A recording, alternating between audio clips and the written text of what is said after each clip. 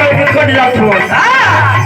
इतना जहर माहौल खा जात हो, रोज आप लोग देखत हुआ पेपर में। वाला राजी नहीं भइले, शादी कई गई तय हो गई।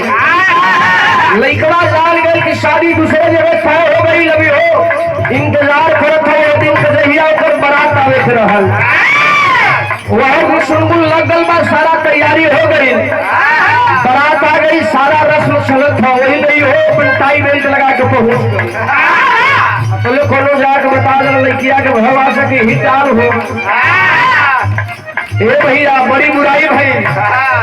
लड़किया अंदर बा कहले रहल कि हम जरूर आई। सोचत थे कि कहीं आए न जाने माहौल ओके का पता कि पिटापट चालू हो।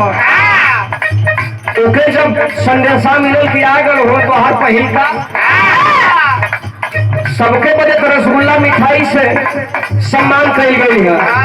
उनकर कुछ और से सम्मान होता। तब लड़कियां कहेगा